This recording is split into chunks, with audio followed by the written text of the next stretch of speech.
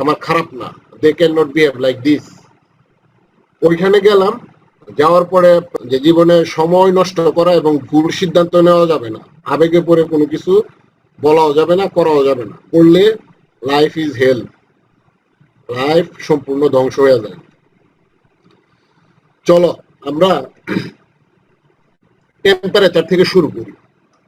টেম্পারেচারের আমরা হাই স্কুলে আমরা যে সংজ্ঞাটা পড়ি যে কোনো একটা বস্তু উষ্ণ না ঠান্ডা, এটা আমরা যে কোয়ান্টিটি দিয়া আমরা বুঝি সেটাকে আমরা তাপমাত্রা বলি, সংজ্ঞাটা আসলে ভুল। বর্তমানে টেম্পারেচারটা হয় তোমার একটা বস্তুতে তার সঞ্চিত আণবিক শক্তি যেটা, সেটা হচ্ছে কত টেম্পারেচার। এনার্জির মাধ্যমে আমরা সংজ্ঞাটা আমরা দিয়ে থাকি। আধুনিক কালে যে বইটা, এই বইটা তোমাদেরকে যেটা লিখছি, এটা ইন্ডিয়ান একটা ভদ্রলোকের বই, সম্ভবত ক্যামব্রিজ থেকে না অক্সফোর্ড থেকে জানি এটা কি হয়েছে, তোমার হচ্ছে হিট অ্যান্ড থার্মোডাইনামিক্সের বইটা লিখছে। তো এই বইটা আমি পড়ার পরে আমি নতুন করে রিয়েলাইজ করলাম যে আসলে তো কিছুই পারি না। থার্মোডাইনামিক্সের আমরা first law, second law, third law যে সংজ্ঞাগুলো যদি পড়ি, আমরা ম্যাথমেটিক্স গুলো পড়ি, এগুলো আমাদের প্র্যাকটিক্যাল যে অ্যাপ্লিকেশন গুলো আছে, সেটা তোমাদের সিভিল ইঞ্জিনিয়ারিং হোক, একটা নিউক্লিয়ার পাওয়ার প্ল্যান্টই হোক, এবং একটা তোমার এই যে তাপবিদ্যুৎ কেন্দ্র চুয়েটের পাশে যেটাই আছে, প্রত্যেকটা জায়গায় কিন্তু এই থার্মোডাইনামিক্সের যে সূত্রগুলো আমরা পড়তেছি, first law, second law, third law, এগুলো কিন্তু ব্যবহার করেই কিন্তু তোমার কিন্তু একটা তোমার পাওয়ার প্ল্যান্ট অথবা একটা তোমার যে কোনো একটা কোম্পানির অথবা গাড়ির ইঞ্জিনের যে ব্যবহারগুলো যে হয়, ওইখানে কিন্তু তোমার কিন্তু এই জিনিসটা মাথায় রাখতে হয়, এই জিনিসটা মাথায় রাখতে হয় এবং ক্যালকুলেশন করতে। স্পেশালি মেকানিক্যাল ইঞ্জিনিয়ারিং যারা পড়ে তাদের জন্য একটা বিরাট একটা চ্যালেঞ্জিং বিষয় হলো তোমার ফ্লুইড মেকানিক্স, তারপরে তোমার হচ্ছে হিট ট্রান্সফার, এগুলো পড়া। তো আমরা এখানে ফার্স্ট ইয়ারে আমরা এবিসি পড়তেছি। তো এবিসি তোমাদেরকে পড়তে গিয়ে এবং পড়াইতে গিয়ে আমি জীবনে ওই বইটা যখন ঘাটলাম, প্রায় 900 পৃষ্ঠার বই, আমি দেখি আমি তো কিছুই জানি না, কিছুই পারি না। এখন থেকে ইদানিং কালে তোমার গত 4-5 বছর ধরে যে তোমার হিট অ্যান্ড থার্মোডাইনামিক্সের যেসব বই লেখা হচ্ছে, তারা টেম্পারেচারের সংজ্ঞাটা কারেকশন করছে। তারা এখন টেম্পারেচারের এই যে প্রথম যে লাইনটা আছে, the temperature is a thermal state of A body which ডিস্টিংগুইশেস A hot body from a cold body, এই সংজ্ঞাটা আমাদের স্কুলের যে বইগুলোতে লেখি এটাকে বাদ দিয়া দিচ্ছে।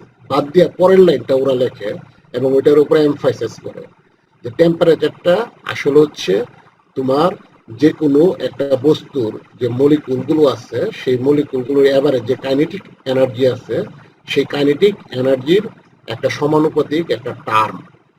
ঠিক আছে? তার মানে একটা পার্টিকুলার মলিকুল, এখানে দেখো একটা গুরুত্বপূর্ণ একটা লাইন লেখা আছে, এই লাইনটা কিন্তু খুবই ইম্পর্টেন্ট। এই লাইনটাও আমি নতুন করে শিখছি যে একটা পার্টিকুলার মলিকুলের কোনো রকমের তাপমাত্রা থাকে না, এটার একটা এনার্জি আছে। কিন্তু তোমার মলিকুলার একটা সিস্টেম, যখন তোমরা যে গ্যাসের কাইনেটিক থিওরি যখন পড়ো, তখন তাদের যে এভারেজ কাইনেটিক এনার্জি হয়, সেই এনার্জিটাই তোমার কত, তোমার হচ্ছে টেম্পারেচার। এখন তোমরা আবার এনার্জি থেকে তোমরা আবার আরো কতগুলো জিনিস জানো যে এনার্জি যেটা হয় সেটা তোমার এখানে কত হিট এনার্জি হয়, আর তাপ হইলো সেই শক্তি যা তাপমাত্রার পার্থক্য নির্দেশ করে। তো এই জিনিসগুলো কিন্তু ইন্টার রিলেটেড। তো আমি এখানে জাস্ট এই বইয়ে যেটা লেখছে এটা আমি তোমাদেরকে বলে রাখলাম, তোমরা ভবিষ্যতে টেম্পারেচারের সংজ্ঞাগুলো আরো রিডিফাইন করবা, আরো সুন্দর করে পড়বা। তো এখানে আমি আর যাচ্ছি না, আমি জিরোত্ব অফ থার্মোডাইনামিক্স থেকে তোমাদের এটা জানো তোমরা, এটা খুবই সুন্দর একটা জিনিস যে তোমার যদি দুইটা বস্তু যদি সমান তাপমাত্রায় থাকে, আর এই দুইটা বস্তুর মাঝখানে আমি আরেকটা বস্তু যদি পুশ করে দিই, তাহলে তৃতীয় বস্তুটা কত একই তাপমাত্রায় থাকবে। এই যে zeroth thermodynamics, first law thermodynamics, second law, third law আগে অলরেডি ডিরাইভ হয়ে গেছে। তো এখন যেহেতু হয়ে গেছে আগে, এটা 1 নম্বর 2 নম্বর 3 নম্বর দেওয়া শুরু করছে, তাহলে এটা আগে আসতেছে, তখন কি করবো? তখন বিজ্ঞানীরা বলছে ঠিক আছে এটা নাম দাও জিরোত্ব। এখন জিরোত্ব থার্মোডাইনামিক্সের সবচেয়ে গুরুত্বপূর্ণ কনসিকুয়েন্স হলো দুইটা বস্তু সমান তাপমাত্রায় আছে কিনা। এটা বোঝার উপায় হলো তুমি দুইটা বস্তুর মাঝখানে যদি তৃতীয় একটা বস্তু যদি দিয়ে দাও, তাহলে তৃতীয় বস্তুটা থেকে যদি তাপমাত্রা যদি রিড করতে পারো, তাহলে তুমি বুঝতে পারবা প্রথম এবং দ্বিতীয় বস্তু তাপমাত্রা কত। তার মানে তৃতীয় বস্তুটা যদি একটা থার্মোমিটার হয়, তাহলে তোমার কত প্রথম এবং দ্বিতীয় বস্তুর তাপীয় অবস্থা সম্পর্কে তুমি ইনফরমেশন পাচ্ছ। কারণ জিরোত্ব অফ থার্মোডাইনামিক্স আমাদেরকে আইডেন্টিফাই করতেছে how to develop a device to measure the temperature. তো টেম্পারেচার মেজার করার জন্য যেই সব যন্ত্রপাতি আমরা আবিষ্কার করি সেইগুলোকে আমরা কি বলি, থার্মোমিটার। তো থার্মোমিটার, এই কথাগুলো আমার বলা হয়ে গেছে, আমি সংক্ষেপে বলছি। এখন থার্মোমিটারের যে কোনো একটা প্রপার্টি আমরা কত চেঞ্জ হয় যদি তাপমাত্রার হ্রাস বৃদ্ধির সাথে সাথে, এবং সেটা যদি আমি কোনো স্কেল দিয়ে যদি মাপতে পারি, তখন আমরা তাকে থার্মোমিটার বলি। আমরা প্রতিদিনে আমাদের বগলের নিচে বা মুখে আমরা একটা ডাক্তারি একটা থার্মোমিটার ঢুকাই। এই ডাক্তারি থার্মোমিটারের ভিতরে যে মার্কারি আছে, মার্কারি কি নির্দিষ্ট আয়তনের একটা মার্কারি আছে। সেই মার্কারিটার কি তোমার কত এক্সপেনশন হয়, তাপমাত্রা বৃদ্ধির সাথে এক্সপেনশন হয়, তাপমাত্রা কমলে কি এটার কত সংকুচন হয়, এবং সেটা আমরা ক্যালিব্রেশন করে আমরা তোমার কত থার্মোমিটারটাকে তৈরি করি। সেটা তোমাদের যে থার্মোমিটার যে চ্যাপ্টার আছে পাইরোমিটার, ওইখানে আমরা আবার যাব থার্মোমিটার শেষ হওয়ার পরে। তার মানে যেই প্রপার্টিটা, যেই কোয়ান্টিটিটা তোমার থার্মোমিটারের মধ্যে চেঞ্জ হয় তাপমাত্রা পরিবর্তনের সাথে সাথে, সেটাকে আমরা বলবো কত থার্মোমেট্রিক প্রপার্টি। এখানে বিভিন্ন ধরনের থার্মোমিটার আছে, এগুলো তোমরা জানো। নন ইলেকট্রিক্যাল মেথড, যে ডাক্তারি থার্মোমিটার একটা নন ইলেকট্রিক্যাল মেথড। তোমরা বিভিন্ন ঘরে বা ডাক্তারের এখানে বা বিভিন্ন ল্যাবে আমরা থার্মোমিটার রাখি, যেটা প্রেসার চেঞ্জ দিয়ে হয়, এটা নন ইলেকট্রিক্যাল মেথড। আর ইলেকট্রিক্যাল মেথডের থার্মোমিটার আমরা প্রতিদিন ইউজ করতেছি। আমরা একটা থার্মোকাপল আমাদের মোবাইলে বা বিভিন্ন ডিভাইসে এরকম তোমার ইলেকট্রিক্যাল মেথড যে থার্মোকাপলগুলি, সেইগুলো কত ব্যবহার করতে হয়। যেমন আমি আমার পিএইচডি গবেষণার ক্ষেত্রে আমি প্রতিদিন মনে করে 2-3টা বিভিন্ন ধরনের থার্মোকাপল আমার বানাইতে হতো। একটা সময় পর্যায়টা এরকম হয়ে গেছিল, কারণ আমি এখানে থার্মোপাওয়ার মেজারমেন্ট একটা সিস্টেম আমি একটা ডেভেলপ করছিলাম ওই প্রথম প্রফেসরদের সাথে, যাদের সাথে পরে কাজ করিনি। আর এখানে পাইরোমিটার হচ্ছে তোমার হচ্ছে হাই টেম্পারেচার মাপার জন্য। তো পাইরোমিটার আমরা পরবর্তী resistance thermometer, radiation pyrometer, thermocouple pyrometer, এই 3টা পাইরোমিটার আমরা তোমাদের এই সিলেবাসে আমরা কথা কভার করব। এবার আসো, তার মানে থার্মোডাইনামিক্স এর ল এর একটা প্র্যাকটিক্যাল এক্সাম্পল দেখাইলাম, যে জিরোথ ল অফ থার্মোডাইনামিক্স, যেটা এখানে আবার একটা কথা লিখছি মনে হয় যে this obvious fact cannot be concluded from the other laws of thermodynamics and it serves as a basis of temperature measurement. ঠিক আছে, এই যে এটা টেম্পারেচার মেজারমেন্টের একটা বেসিস হিসাবে আমাদের কত কাজ করে। তাইলে থার্মোমিটার গেল, আমাদের জিরোথ ল গেল। এখন এই থার্মোডাইনামিকের যে কোনো একটা প্রসেসে আমাদের কতগুলো দুইটা ঘটনা আছে, একটা হচ্ছে রিভার্সিবল আর একটা হচ্ছে ইরিভার্সিবল প্রসেস। রিভার্সিবল কোনগুলো? তুমি ঢাকা থেকে রওনা দিলা, ঢাকা থেকে তোমার গাড়িটা আসলো, ট্রেনে তুমি বাসা থেকে বের হইলা রিক্সায় বের হইয়া তুমি আসলা কমলাপুর স্টেশনে, কমলাপুর স্টেশন থেকে কুমিল্লা আসলা, কুমিল্লা থেকে তুমি সরাসরি গাড়ি নিয়ে চুয়েটে আসলা। এবার চুয়েট থেকে তুমি যখন ব্যাক করো, একটা সরাসরি একটা গাড়ি ভাড়া করছো এবং তোমার বাসায় গিয়ে পৌঁছেছো। তার মানে এই যে তুমি রিটার্ন করলা, তোমার রিটার্নের যে পথটা, এই পথটা থার্মোডাইনামিক্স এর ভাষায় বা ফিজিক্স এর ভাষায় কি রিভার্সিবল হলো কি হলো না, বলো তো? হয় নাই। তার মানে তুমি এক্স্যাক্টলি যেই পথে আসছো, এক্স্যাক্টলি প্রত্যেকটা জিনিস সমান সময় সমান ভাবে নিয়ে যদি তুমি ব্যাক করো, রিটার্ন করো, তখন হবে রিভার্সিবল প্রসেস। তাহলে রিভার্সিবল প্রসেস হলো অনেকগুলো ছোট ছোট, এখানে যে 2.29 ফিগারে যেটা দেখতেছো, অনেকগুলো ছোট ছোট তোমার অংশের সমষ্টি, এবং প্রত্যেকটা সমষ্টিকে আমরা স্ট্যাটিক বা কোয়াসি স্ট্যাটিক বলতেছি, এবং এটা খুব একটা স্লো প্রসেস। তাইলে এই রিভার্সিবল প্রসেসের এই যে কথাগুলো বললাম, এবং তার 3টা পয়েন্ট আছে। একটা রিভার্সিবল প্রসেস কি আমরা এটা জেনে গেলাম। এখন রিভার্সিবল প্রসেসের কতগুলো উদাহরণ আছে যেগুলো ফ্রিকশনলেস, ঘর্ষণবিহীন, আসলে পৃথিবীতে কোনো কিছু নাই। কিন্তু কিছু কিছু জিনিস আছে যে কোয়াসিস্টেটিক বললাম, যে প্রায় আদর্শ, পৃথিবীতে 100% পিওর বলে কোনো কিছুই নাই। তো এই যে প্রায় জিনিসটা 99.99%, 99.98% এরকম প্রায় যখন হয়, তখন সেই জিনিসগুলোকে আমরা আইডিয়াল বা আদর্শ বা মডেল হিসাবে ধরে নিই। তো ঘর্ষণবিহীন যদি তোমার যদি কোনো মোশন থাকে, গতি থাকে, অথবা তোমার একটা স্প্রিং যেটা তোমার ফ্রিকশন কম, ওজন কম, হালকা জিনিস এবং বাতাসের কোনো বাধা নাই বা বাহ্যিক কোনো বাধা নাই, তখন যে এটার এক্সপেনশন এবং কম্প্রেশন যেটা হয় সেটাকে আমরা রিভার্সিবল প্রসেস বলতে পারি। এরকম বিভিন্ন এক্সাম্পল আছে, এক্সাম্পল গুলো তোমরা একটু দেখে নিও, ভাইবা টাইবাতে লাগে।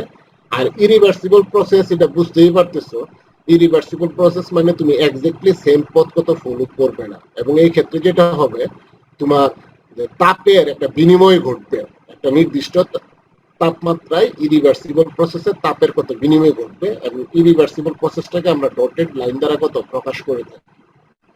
এখন ইরিভার্সিবিলিটি দুই ধরনের হতে পারে, একটা হচ্ছে এক্সটার্নাল ইরিভার্সিবিলিটি আর একটা হলো ইন্টারনাল ইরিভার্সিবিলিটি। এক্সটার্নাল শব্দ থেকেই বুঝতেছো, এক্সটার্নাল মানে বাইরের কোনো কিছু দিয়ে তুমি কত এই ইরিভার্সিবিলিটি কত এফেক্ট করবা, ঠিক আছে।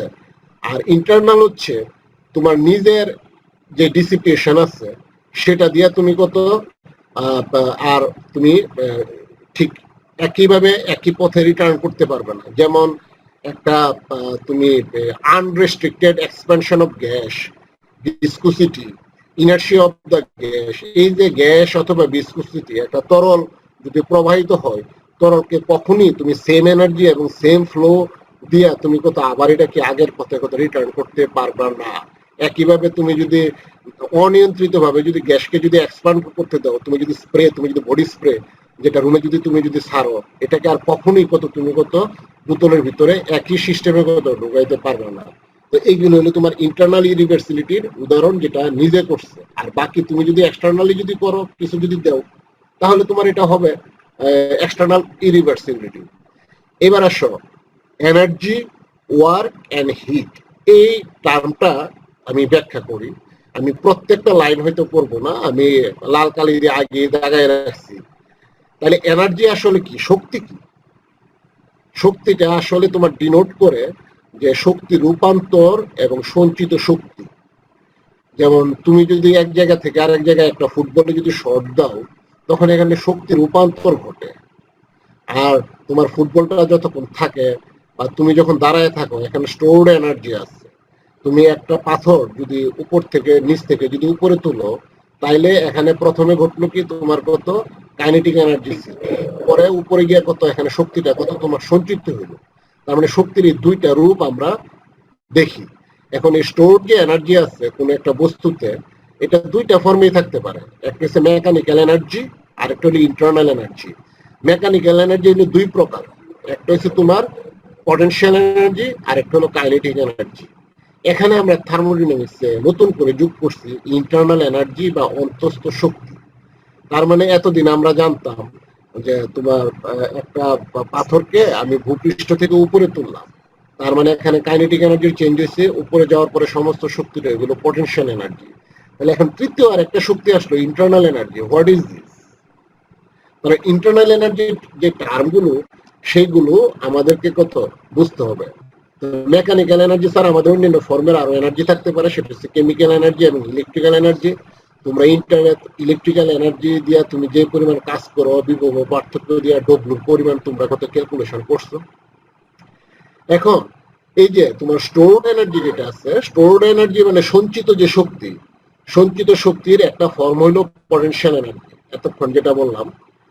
আরেকটা ফর্ম হতে পারে কাইনেটিক এনার্জিটা যদি থেমে যায় কোনো একটা বস্তু, তখন কত এখানে পটেনশিয়াল এনার্জি সঞ্চিত হয়। এই লাইনগুলো বুঝো।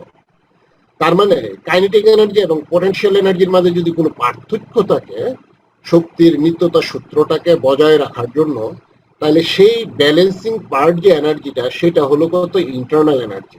তার মানে ইন্টারনাল এনার্জি হলো তোমার কত আমরা যে সকল শক্তি আমরা মাপতে পারি, পটেনশিয়াল এনার্জি আমরা মাপতে পারি, কাইনেটিক এনার্জি আমরা মাপতে পারি, আমাদের অপরিমাপযোগ্য যেই শক্তিটুকু পটেনশিয়াল এবং কাইনেটিক এনার্জির মধ্যে একটা ব্যালেন্স বজায় রাখে, সেটাকে আমরা ইন্টারনাল এনার্জি এই মুহূর্তে আমি ডিফাইন করলাম। কেন এটা ব্যালেন্সটা বজায় রাখে সেটা একটু পরে আসতেছে। এখানে আরো দুইটা গুরুত্বপূর্ণ সংজ্ঞা আছে, একটা হলো নন ফ্লো প্রসেস।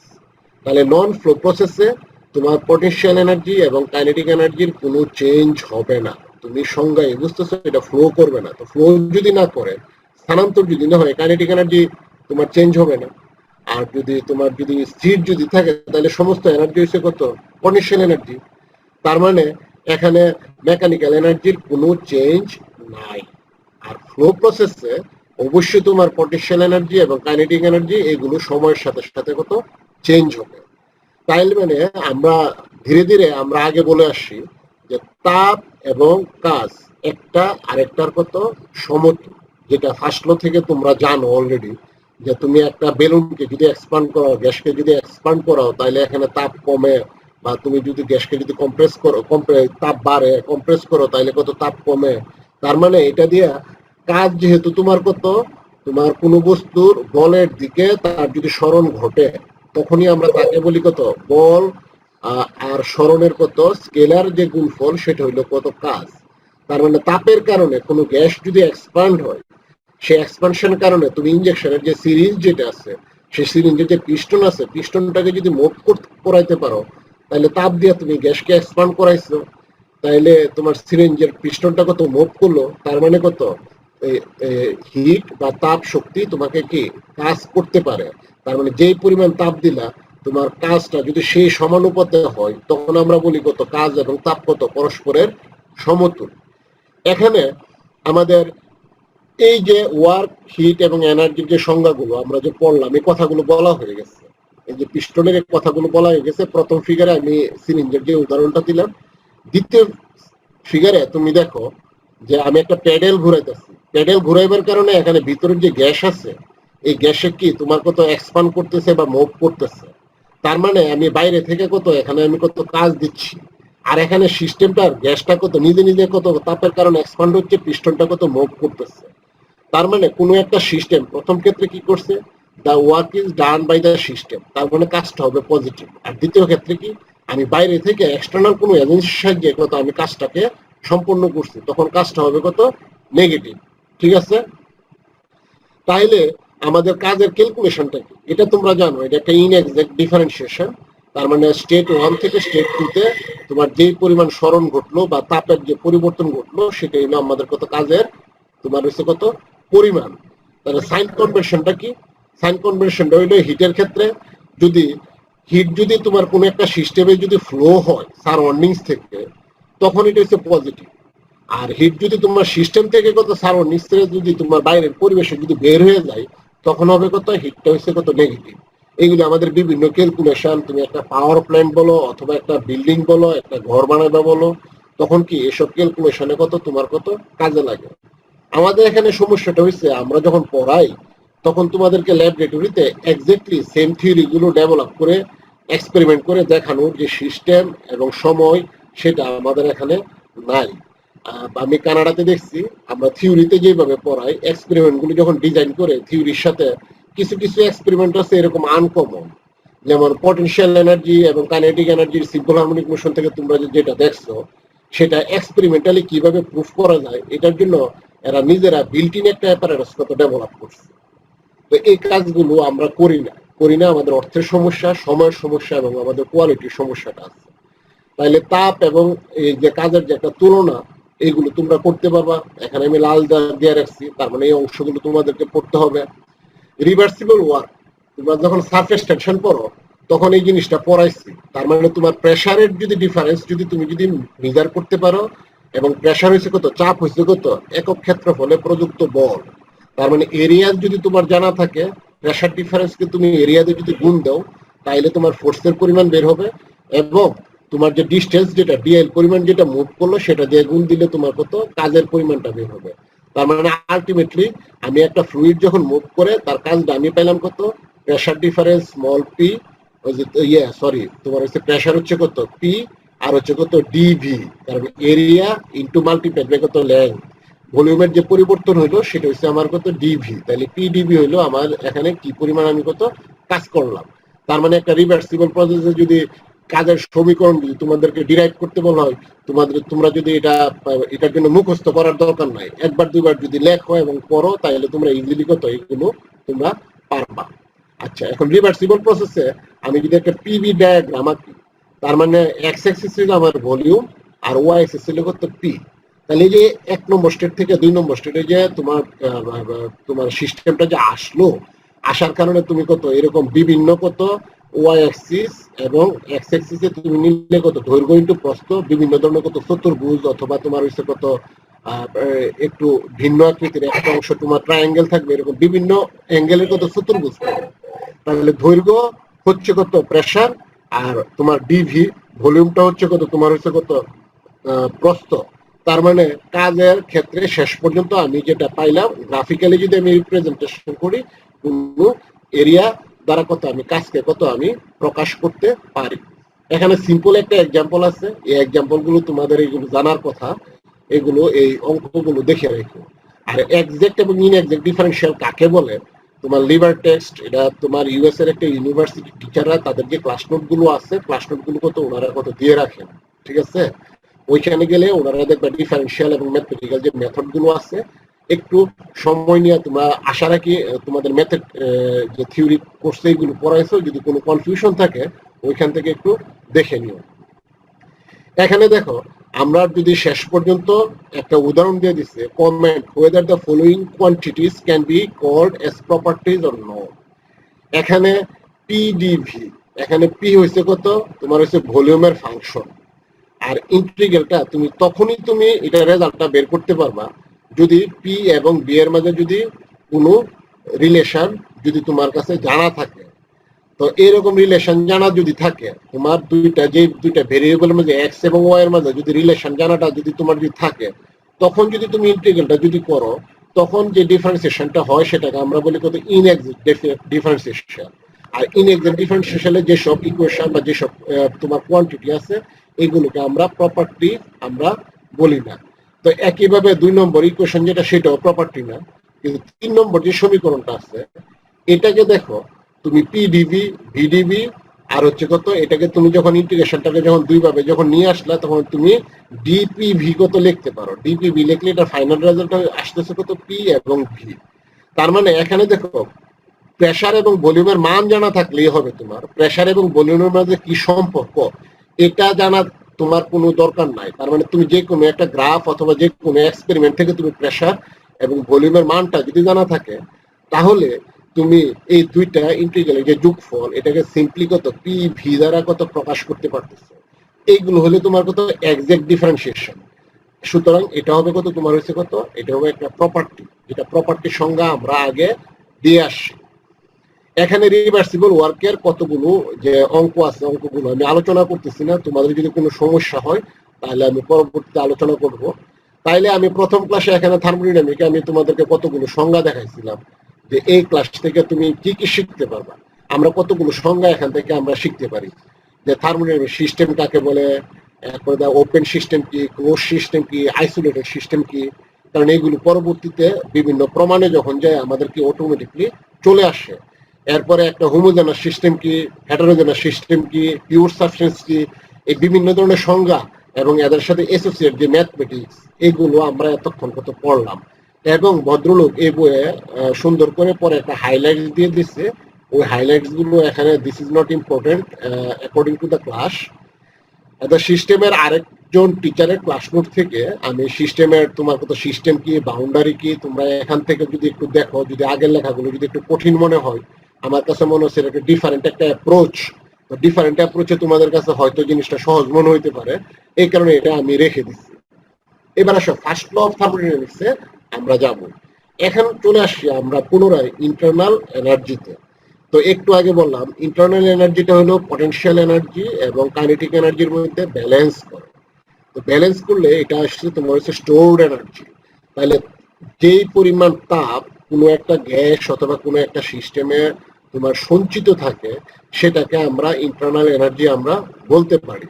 এখন কোনো একটা সিস্টেমে তুমি যদি তাপ যদি সাপ্লাই দাও, বাইরে থেকে যদি সাপ্লাই দাও অথবা কোনো একটা গ্যাস যদি থাকে, তার মানে আমরা দেখি যে এই গ্যাসের টেম্পারেচারটা কত বাড়ে অথবা এই গ্যাসের তোমার আয়তনটা কত বাড়ে। তার মানে এখানে এক্সটার্নালি কোনো কাজ করা হয়েছে। তো এবং আমরা পাশাপাশি আবার একই কি ঘটনা ঘটে যে একই সাথে তোমার তাপমাত্রা এবং ভলিউম দুইটাও কত তোমার কত বাড়তে পারে। কিন্তু কতটুকু বাড়বে বা কমবে এগুলো কিসের উপর নির্ভর করে? It will be decided by the conditions under which the gas is supplied heat. এখন এই যে হিটিং প্রসেসে তোমার টেম্পারেচার যদি বাড়ে, তার মানে আমরা বলতেছি ইন্টারনাল এনার্জিও তোমার কত বাড়ে। তাহলে ইন্টারনাল এনার্জিটা যে বাড়ে সেটা আমরা একটু পরে আমরা দেখব কেন বাড়ে। তাহলে জুলের যে সূত্র সেটা হচ্ছে, জুলের সূত্র তোমাকে বলতেছে যে ইন্টারনাল এনার্জি তোমার হচ্ছে একটা পারফেক্ট গ্যাস, এটা শুধুমাত্র তাপমাত্রার ফাংশন। তার মানে শুধুমাত্র তাপমাত্রার উপরে ইন্টারনাল এনার্জির পরিবর্তনটা নির্ভর করে। এবং তাপমাত্রার সংজ্ঞায় আমরা বলছি, আধুনিক সংজ্ঞা হইলো তাপমাত্রাটা হইলো কোনো একটা সিস্টেম অথবা গ্যাসিয়াস স্টেট অথবা হোয়াটএভার ইট ইজ, এটার যে মলিকুলগুলো আছে, যে অণুসমূহ আছে, তাদের এভারেজ কাইনেটিক এনার্জিটা হইলো তাপমাত্রা। এখানে এসে আমরা বলতেছি ইন্টারনাল এনার্জি শুধুমাত্র তাপমাত্রার উপর নির্ভর করে, ফাংশন মানে নির্ভরশীল। In other words, internal energy of a gas is dependent on the temperature change only and is not affected by the change in pressure and volume. Whatever the pressure or volume, it doesn't mean. Internal energy only accounts the temperature, only accounts the temperature. তাহলে internal energy কি? এতক্ষণ যে কথাগুলো বললাম এই কথাগুলো এখানকার summary. তার মানে তোমরা কাইনেটিক থিওরি অফ গ্যাসের যে গতিতত্ত্ব যেটা ইন্টারমিডিয়েটে পড়ছো, সেখানে তুমি কি করছো দেখো, একটা মলিকুল এক্স ওয়াই জেড তিন ধরনের ডিরেকশনে কত মুভ করতে পারে, এবং তার একটা যে ভেলোসিটি যেটা আছে, তার ব্যাগের কত এক্স অক্ষ বরাবর, ওয়াই অক্ষ বরাবর, জেড অক্ষ বরাবর বিভিন্ন কম্পোনেন্ট থাকতে পারে। এবং যেহেতু সে গতিশীল, অবশ্যই তার কাইনেটিক এনার্জি থাকবে। এটার পাশাপাশি একটা মলিকুল রোটেট করতে পারে, এবং রোটেট করা মানে রোটেট করে কার সাপেক্ষে? এটার সেন্টার অফ মাসের সাপেক্ষে। তখন এখানকার যে কাইনেটিক এনার্জিটি সেটাকে আমরা বলি কত? Rotational energy. ঠিক আছে। আবার মলিকুলার কোনো একটা সিস্টেম অথবা কোনো একটা বস্তু অথবা কোনো একটা পদার্থের মলিকুলের মাঝে যে বন্ধন দৈর্ঘ্য, বন্ড লেংথ যেটা আছে, এটা যদি চেঞ্জ হয়, তাইলে এই বন্ড লেংথটা চেঞ্জ হয় ভাইব্রেশনের কারণে। তার মানে তুমি ভাইব্রেশন চিন্তা করো, তুমি ডানে বামে কত একটা স্প্রিং যখন মুভ করে তার কত লেন্থ কত চেঞ্জ হয়। এরপরে আছে তোমার একটা মলিকুল, যখন বলতেছো মলিকুলের ভিতরে অ্যাটম আছে, অ্যাটমের মধ্যে ইলেকট্রন আছে, ইলেকট্রন গুলো নিউক্লিয়াসের চারদিকে কত ঘুরে, তো তাদেরও একটা কত সার্টেন এনার্জি আছে যেটাকে আমরা বলি কত? Electron energy.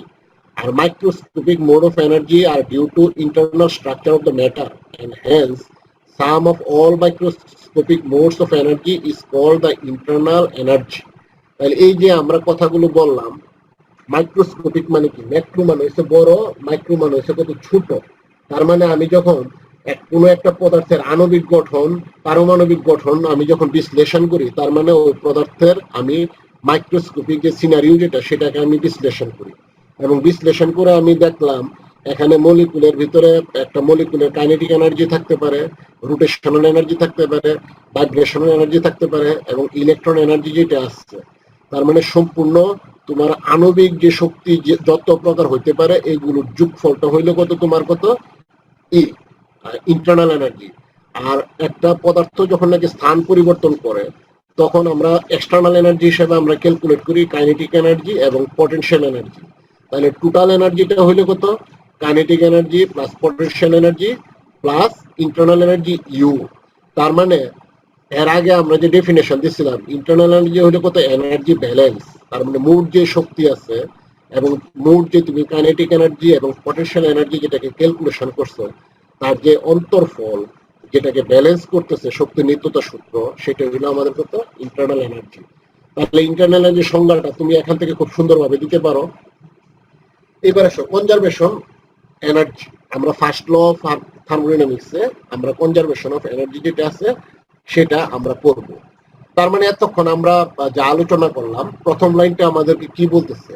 It is observe that when a system is made to undergo a complete cycle, then neat work is done on or by the system. আমরা একটা রিভার্সিবল প্রসেস আগানোর পরে একটা সাইকেল বলছি, ঢাকা থেকে চট্টগ্রামে তোমাদের উদাহরণ দিচ্ছি।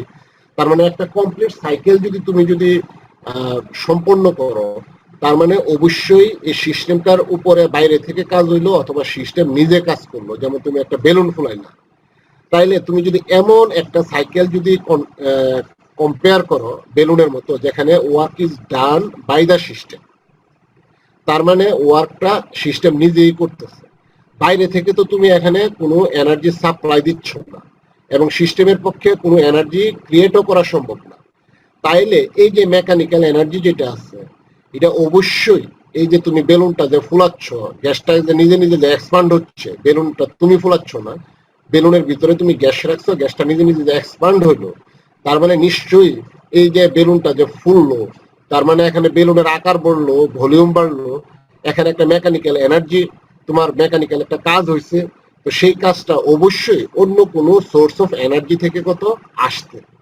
এখন কোনো কারণে এই সিস্টেমটা যদি একটা সাইক্লিক প্রসেসের মাঝে রিটার্ন টু ইটস ইনিশিয়াল স্টেটে যদি ফেরত আসে, তখন এখানে আমার কত সমস্ত এনার্জির যে পরিবর্তন এবং মোট যে এনার্জি, এটা টোটাল কত অপরিবর্তনীয় থাকবে, আনচেঞ্জ থাকবে। তার মানে সিস্টেমের নিজের ভিতরের যে তার নিজের যে এনার্জি, স্বকীয় এনার্জি, যেটাকে ইংরেজিতে বলতে পারি ইন্ট্রিনসিক এনার্জি, এই জিনিসটা অপরিবর্তিত রয়ে গেল। তার মানে এখানে যে যান্ত্রিক যে কাজটা হলো, মেকানিক্যাল এনার্জি যেটা আমরা পারলাম, সেটা has not been provided by the system itself. এটা তোমার সিস্টেম নিজ থেকে কত মেকানিক্যাল এনার্জিটা প্রোভাইড করে নাই, আর ইন্ট্রিনসিক এনার্জির পরিবর্তন হয়েছে, সে একটা স্টেটে গেছে আবার ফেরত আসছে। এই ফেরত আসার সময় কত কিছু কাজ হয়েছে। তাহলে এই কাজ হওয়ার সময় এখানে অন্য আর কি এনার্জি তোমার এখানে থাকতে পারে? অন্য যে এনার্জিটা থাকতে পারে সেটা হচ্ছে হিট। হিটটা তোমার এই আসা যাওয়ার ফাঁকে বিভিন্ন জায়গায় তোমার কত হিট, কত তুমি কত সারাউন্ডিংস কত সাপ্লাই করবা বা রিজেক্ট করবা, অথবা সারাউন্ডিংস থেকে তুমি কত হিটটা কত নিয়ে নিবা। তার মানে এই ক্ষেত্রে আমার কত কনজারভেশন অফ এনার্জি ল যেটা আছে, সেটা তোমার কত তোমার কত বজায় থাকলো, এবং যে কাজ যেটা হইলো সেই কাজটাকে কত আমি তাপ দ্বারা কত আমি প্রকাশ করতে পারলাম, যেটা হলো ফার্স্ট ল অফ থার্মোডাইনামিক্স এর কত স্টেটমেন্ট। তাহলে এই স্টেটমেন্টে ইন্টারনাল এনার্জি তোমার কোনো চেঞ্জ হয় না। তোমাদেরকে এখানে আমি লিখে রাখছি যে তুমি যদি একটা পাথরকে যদি ফ্লোর থেকে যদি টেবিলে তুলো, আবার টেবিল থেকে তুমি যদি নিচে নামাও, তুমি এখানে কাজ করছো, যে কাজটা হিট করে, কিন্তু পাথরের যে তোমার যে শক্তি, সঞ্চিত যে শক্তি, এটা কিন্তু কোনো পরিবর্তন হইলো না। তার মানে ডেল ইউ এখানে হইলো কত শূন্য। তাহলে ইন্টারনাল এনার্জির যখন কোনো রকম পরিবর্তন হয় না, তার মানে এখানে হিটের জায়গাটা হলো তুমি পাথরটাকে উপর থেকে নিচে তুলছো, তার মানে এটা হচ্ছে হিটের কাজ। তার মানে এটাকে তোমার কাজটাকে আমি ডিকিউ দ্বারা যদি প্রকাশ করি, প্রসেসটা যদি সাইক্লিক হয়, তাহলে যেই পরিমাণ হিট সাপ্লাই হইল আর যে পরিমাণ কাজ হলে, দরজাটা বন্ধ কর, যে পরিমাণ কাজ হইলো সেটা কি পরস্পরের সমতুল। তাহলে এরপরের অংশগুলো তোমরা আসলে পড়ছো, ইন্টারে পড়ছো, তাহলে এই সংজ্ঞাগুলো আমি আর পড়তেছি না। এখানে দ্বিতীয় সংজ্ঞাটা ইম্পর্টেন্ট। তার মানে কোনো একটা মেশিন যদি কাজ করে, সে no machine can produce energy without corresponding expenditure of energy. তাকে অবশ্যই কোনো না কোনো শক্তি ব্যয় করতে হবে। এই যে পাথরটা তুমি উপর থেকে নিচে তুললা, আবার নিচ থেকে উপরে আনলা, পাথরটা কিন্তু নিচ থেকে কিন্তু পারে নাই, যদিও তার অন্তস্থ শক্তির অপরিবর্তনীয় আছে। এখন তার মানে তোমার এখানে বাইরে থেকে কোনো একটা শক্তি আমাকে সাপ্লাই দিচ্ছি, থার্মোডাইনামিক্সে যেটাকে আমরা বলতেছি হিট। এখন পাথরটা যদি একটা নিউক্লিয়ার বোমা যদি হইতো, এবং নির্দিষ্ট একটা স্টেটে তোমার এই বোমাগুলো যদি পরস্পরের যদি যে সঞ্চিত যে শক্তি আছে, যে বন্ধন শক্তি আছে, নিউক্লিয়ার বাইন্ডিং এনার্জি যেটা আছে, এটা যদি তোমার একটা পর্যায়ে যদি তোমার যদি সে কোলাপস করে, তখন কি সে নিজে নিজে কত এনার্জি কত রিলিজ করে দিত, যেটাকে আমরা সাধারণত ইন্টারনাল এনার্জির ক্ষেত্রে আমাদের এই পরিবর্তনটুকু আমরা মাপতে পারি, কিন্তু টোটাল ইন্টারনাল এনার্জি সেটা আমরা থার্মোডাইনামিক্স থেকে তো আমরা ক্যালকুলেট করতে পারি না।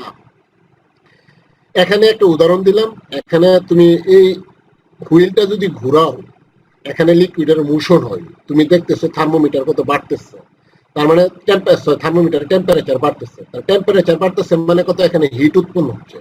হিট উৎপন্ন হওয়া, আবার হুইল ঘোরানো বন্ধ করলা, তোমার তাপ উৎপাদন কম হইলো, আবার টেম্পারেচার কত আগের জায়গায় ফেরত আসলো।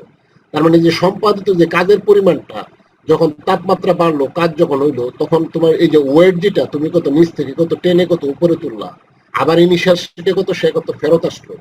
তার মানে এই যে পুলির যে মুভমেন্ট, ওয়েটের যে মুভমেন্ট, এটা দিয়ে এখানে কি পরিমাণ কাজ হইলো সেটা তুমি ক্যালকুলেশন করতে পারবা। এখন তুমি যদি একটা গ্রাফ করো, ডব্লু কাজ আর হচ্ছে কত তাপমাত্রার যে পরিবর্তন, তার মানে দেখবা এরা একটা আর একটা সমানুপাতিক। এবং ফার্স্ট ল অফ থার্মোডাইনামিক্স থেকে আমরা জাস্ট পড়ে আসলাম যে সম্পাদিত কাজ তাপের সমানুপাতিক।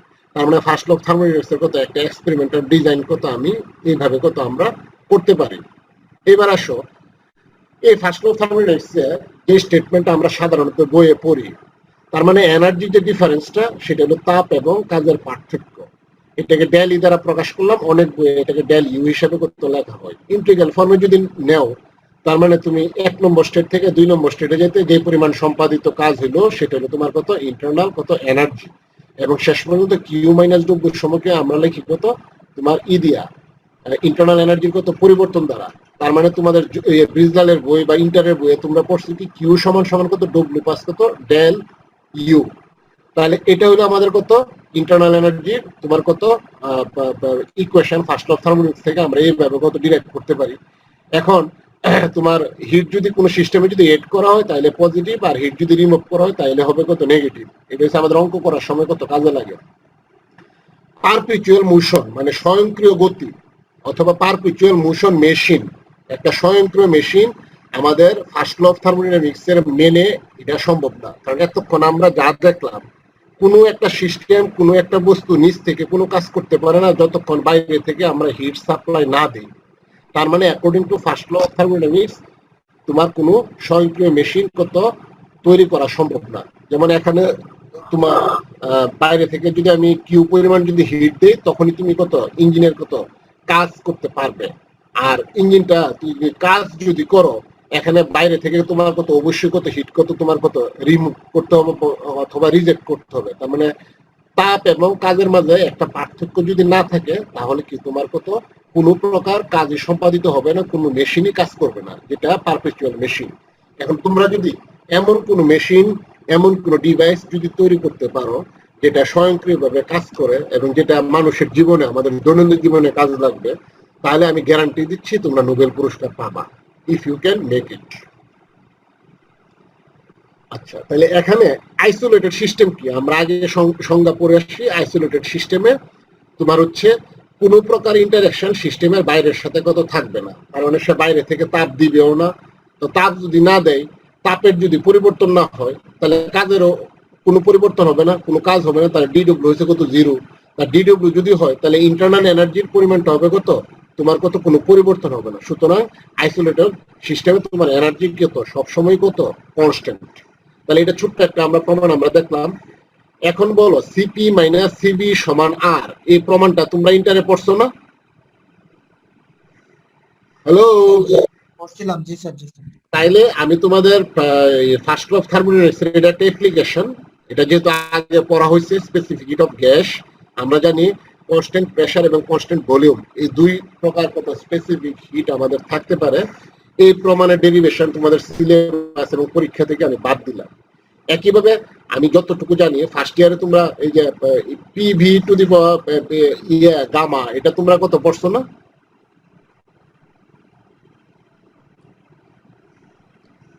P V to the power gamma constant, এটাও পড়ছো? এটা আমি দেই না। হ্যাঁ, এটা তোমরা ইন্টারমিডিয়েটে পড়েছি, ইন্টারে পড়ছো। সুতরাং এটাও তোমাদের পরীক্ষার সিলেবাস থেকে আমি বাদ দিয়ে দিলাম। এবার আসো আইসোথার্মাল প্রসেস, এগুলো আমরা অলরেডি আগে বলছি। আইসোথার্মাল প্রসেস হলো তোমার একটা সিস্টেম তোমার তাপের সুপরিবাহী হবে সারাউন্ডিংস এর সাথে। তার মানে if a system is perfectly conducting to the surroundings, এটা ব্রিজেলের বই থেকে নিচ্ছি, এবং temperature remains constant through out the process. এবার দেখো সারাউন্ডিংস এর সাথে তোমার যদি কোনো একটা সিস্টেম যদি ভালোভাবে যদি তাপের যদি সুপরিবাহী হয়, তাহলে এবং তাপমাত্রা যদি তোমার যদি কনস্ট্যান্ট যদি থাকে, তাহলে আমরা এখানে আইসোথার্মাল বলতেছি। কিন্তু আমি গ্রাফটা আঁকছি, এরপরও তোমার প্রেসার ইনক্রিজ হলে এখানে ভলিউমের কত পরিবর্তন হয়, কিন্তু তাপমাত্রাটা কত কনস্ট্যান্ট। তার মানে প্রেসার এবং ভলিউমের পরিবর্তনটা খুবই স্লো যদি না হয়, তাহলে কখনই তাপমাত্রাটা কত কনস্ট্যান্ট থাকবে না। সুতরাং এটা হলো একটা স্লো প্রসেস। এইগুলো তোমরা ইন্টারে কিছু পড়ছো। এবং বয়েস এবং চার্লসের সূত্র অনুসারে পিবি সমান কত এনআরটি, এই ফর্মুলা তোমরা কেমিস্ট্রিতে প্রমাণ করছো। এখানে এন সমান সমান হচ্ছে কত 1 মোল, ঠিক আছে। আর এডিয়াবেটিক প্রসেস কি? এডিয়াবেটিক এটা কিন্তু পরীক্ষার হলে একটা আইসোথার্মাল প্রসেস কাকে বলে, বলতে কি বুঝো, এরকম একটা শর্টকাট কিন্তু দিয়ে দিতে পারি। আমি তো বলে গেছি, তোমাদের কিন্তু একটা পড়তে হবে এবং এক্সপ্লেন করে খাতা কিন্তু লিখতে হবে। এডিয়াবেটিক প্রসেস বা রুদ্ধতাপীয় যেটাকে তোমরা বলো, সেটা কি? সেখানে তোমার ওয়ার্কিং সাবস্টেন্স বা সিস্টেমটা কত perfectly insulated from the surroundings. তার মানে ইনসুলেটেশন তোমার সারাউন্ডিংস এর সাথে সে কি পারফেক্টলি ইনসুলেটেড থাকবে। তার মানে সে তাপ দিবেও না এবং তাপ নিবেও না। তার মানে এখানে যদি কোনো কাজ সম্পাদিত হয়, তাহলে সেই সম্পাদিত কাজের ক্ষেত্রে অবশ্যই এখানে টেম্পারেচারটা কত রাইজ করবে, because the external work done on the working substance by increasing its internal energy. তার মানে কোনো কাজ যদি সম্পাদিত হয়, এখানে তাপমাত্রা বৃদ্ধি পাবে এবং তাপমাত্রাটা আমরা জানি ইন্টারনাল এনার্জির সমানুপাতিক। তার মানে এডিয়াবেটিক প্রসেসে আমরা যে সকল কাজ করব সেটা হবে ওই বস্তুর যে অন্তস্থ যে শক্তি আছে সেই শক্তি খরচ করার মাধ্যমে। তার মানে আমি আজকে যদি না খাই সারাদিন, আমার ভিতরে যে ফ্যাট যে স্টোরড এনার্জি আছে ইন্টারনাল এনার্জির মতো, সেটা কত আমার শরীরটাকে কত চালাবে এবং আমার কত তাপমাত্রা কত ঠিক রাখবে। আচ্ছা, এরকম কিছু এক্সাম্পল আছে, you know this thing. Isochoric process আছে, সেটা হচ্ছে নন এক্সপ্যান্ডিং চেম্বার। তার মানে ভলিউম, কোনো চেম্বার যদি এক্সপান্ড না করে, এটার ভিতরে যদি গ্যাস রাখো, তার মানে ওই গ্যাসের ভলিউমটা কত কনস্ট্যান্ট থাকবে। কিন্তু এখানে বাইরে থেকে তাপ দিলে কি হবে, গ্যাসের মলিকুলগুলো কত তার চেম্বারকে কত গুতাইব, ধাক্কা দিব। তার মানে এখানে প্রেসার বাড়বে এবং টেম্পারেচার বাড়বে। সেই ক্ষেত্রে আমার কাজের পরিমাণ হইলো কত, জাস্ট কত ইন্টারনাল এনার্জির পরিমাণ, এবং এটা আমি ডেল এস কে কত আমি সিবিডিটি দ্বারা প্রকাশ করতে পারি। আর আইসোবারিক প্রসেস কি, এখানে চেম্বারটা এক্সপ্যান্ড করতে পারবে তোমার ইনজেকশনের সিরিঞ্জের মতো। তার মানে এখানে প্রেসারটা কত তোমার কনস্ট্যান্ট থাকবে, কনস্ট্যান্ট রেখে তুমি প্রেসারটাকে কত চেম্বারটাকে কত এক্সপ্যান্ড করতে পারবে, সেটাকে আমরা বলবো আইসোবারিক প্রসেস। তার মানে এটা তোমার চলে গেল। এখন এডিয়াবেটিক প্রসেসে P V to the power gamma, এই প্রমাণটাও যেহেতু তোমরা ইন্টারে পড়ছো, এটাও আমি তোমাদের সিলেবাস থেকে বাদ দিয়ে দিলাম। তার মানে পরীক্ষায় আমি কোশ্চেন করব না। আশা রাখি এক্সটার্নাল মেম্বার যিনি আছেন বা মডারেশনে এই ধরনের কোনো দুর্ঘটনা ঘটবে না। তা এটা আমরা করলাম। এখানে এই শর্ট কোশ্চেনটা আমি মনে করি এটা তোমাদের পারা উচিত। তার মানে স্লোপ, স্লোপ হইছে কত, এখানে আমি দেখো প্রত্যেকটা ডায়াগ্রামে পিবি ডায়াগ্রামে আমাদের যে আছে প্রেসার এবং ভলিউমের সাপেক্ষে কত একটা সিস্টেমের যখন চেঞ্জ হয় তখন এখানে সম্পাদিত কাজ হয়। যেহেতু এটার একটা স্লোপ আছে, ঢাল আছে, তার মানে এডিয়াবেটিক প্রসেস এবং আইসোথার্মাল প্রসেসে এই ঢালের সম্পর্কটা কি সেটা আমরা বের করব। তোমরা যারা খাতা কলম আছে, খাতা কলম ছাড়াও মনে এটা করা যাবে। এখানে দেখো আইসোথার্মাল প্রসেসে পিভি সমান এন আর টি। তার মানে এক মোল গ্যাসের জন্য তোমার আর হচ্ছে গ্যাস কনস্ট্যান্ট কনস্ট্যান্ট এবং আইসোথার্মাল প্রসেসের তাপমাত্রাটা কনস্ট্যান্ট। তাইলে প্রেসার এবং ভলিউমের যে গুণফল এটা কি কনস্ট্যান্ট হবে না?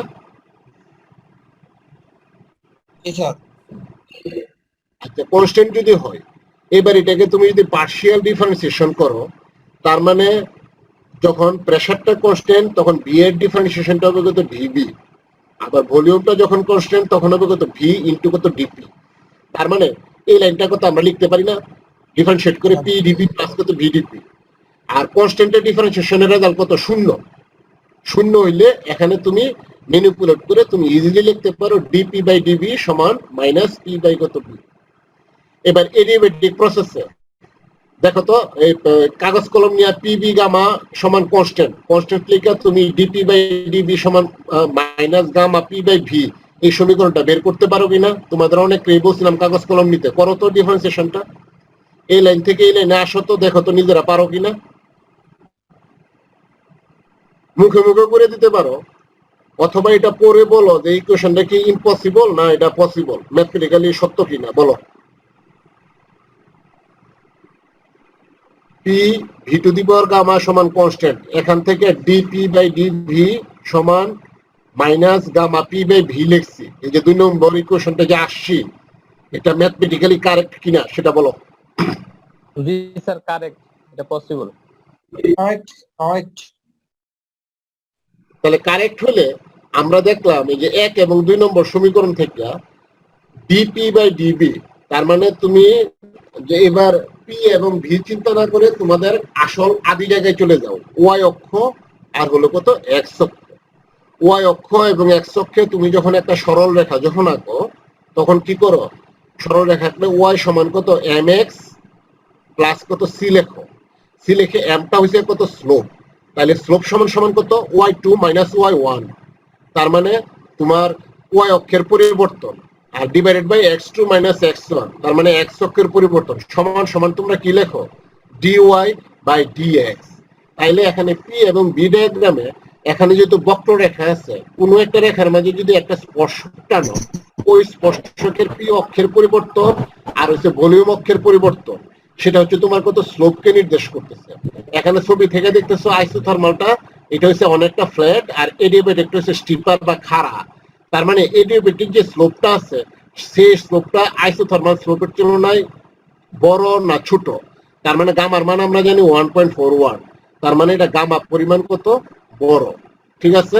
আচ্ছা, এবার work done during N isothermal process, এই যে সমীকরণগুলো আছে, এবার তোমরা ওয়ার্ক ডানের সমীকরণ এখানে ভি ওয়ান ভলিউম থেকে এ থেকে বিতে গেছে, এর ভলিউম হচ্ছে ভি ওয়ান, বি এর ভলিউম হচ্ছে ভি টু, তার মানে এ থেকে বিতে গেলে আমার পি ইন্টু কত ডিভি, তাহলে একটু আগে বলছি আমরা যে পরিমাণ কাজ হইলো এটাকে এরিয়া দ্বারা প্রকাশ করতে পারি, তাহলে এরিয়াটা কি হবে কেপি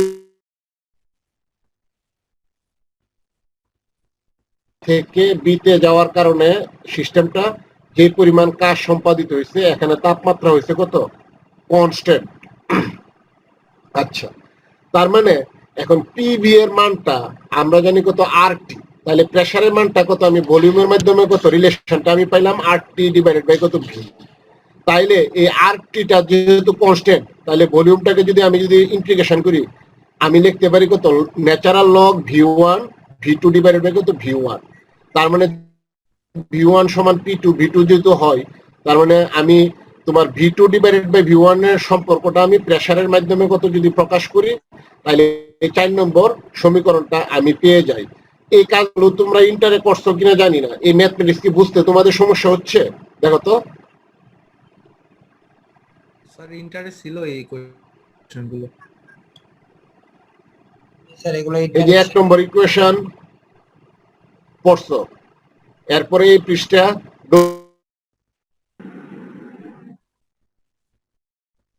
আচ্ছা দেখো এখানে তোমার ডব্লিউ সমান আর টি সমান ভি ওয়ান হচ্ছে তোমার লোয়ার লিমিট, ভি টু হচ্ছে upper limit, DB by V, এটার পরিবর্তে 2 নম্বর সমীকরণটা লিখছি, এটা তো কারেক্ট আছে, এটা তো বুঝতে সমস্যা হয় না। স্যার কারেক্ট আছে স্যার, কারেক্ট।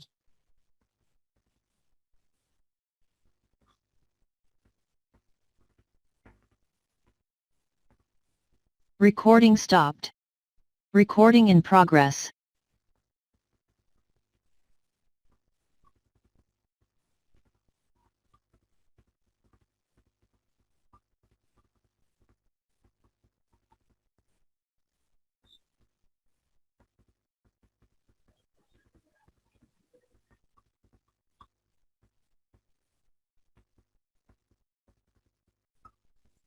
হ্যালো তানভীর, সান নাই?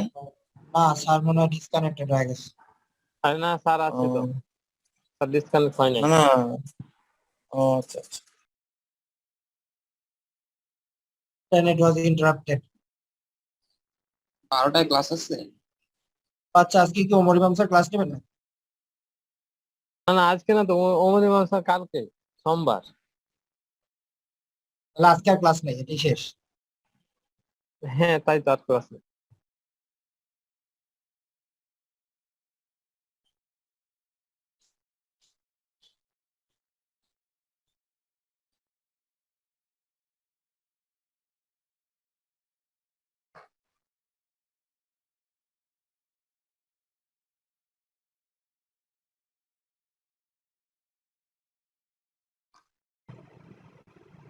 এই আমাকে শুনতে পাচ্ছ? জি স্যার। জি স্যার, লাউড এন্ড ক্লিয়ার। আচ্ছা, এখন তোমরা এই যে ডব্লিউ সমান আর টি ইন্টিগ্রেশন তোমার lower limit v1 v2 dv by v, এখান থেকে natural logarithm v2 by v1 আসছে 2 নম্বর ইকুয়েশন। এটা বুঝতে তো তোমাদের কারো সমস্যা হওয়ার কথা না। সমস্যা আছে এখানে? না স্যার। এটা যদি সমস্যা না থাকে 3 নম্বর ইকুয়েশনে তুমি tan ভিত্তিক লগারিদমে 2.3 দিয়া গুণ দিয়া তুমি নিয়ে গেছো। এখন আমার কাজ হচ্ছে v2 এবং v1 টাকে আমি প্রেসারের মাধ্যমে প্রকাশ করব, কারণ আমার যন্ত্র আমাকে প্রেসার রিডিং দিচ্ছে। তো প্রেসার রিডিং দেওয়ার ক্ষেত্রে আমরা p1 v1 সমান p2 v2 আমরা বয়েল এবং চার্লসের সূত্র থেকে জানি। এখান থেকে v2 বাই v1 এর মানটা p1 বাই p2 এর মধ্যে নিয়ে আসি, এবং 4 নম্বর ইকুয়েশনটা হলো আমার কত সম্পাদিত কাজের পরিমাণ যখন তাপমাত্রা স্থির থাকে আইসোথার্মাল প্রসেসে। আর এডিয়াবেটিক প্রসেসে যখন হবে তখন কি হবে, তোমার এরিয়া হচ্ছে কত এ A B B v1 v2 আগের মতোই আছে, তুমি pdv তুমি নিলা। এখান থেকে এডিয়াবেটিকের প্রেসার এবং ভলিউমের সম্পর্কটা কি? সম্পর্কটা হলো pb গামা সমান হচ্ছে কনস্ট্যান্ট। তাহলে কনস্ট্যান্টের মানটা আমি কে ধরি, কারণ ইন্টিগ্রেশনের সময় আমার এই কনস্ট্যান্টের যে মানটা আছে এটা আমার লাগতে পারে।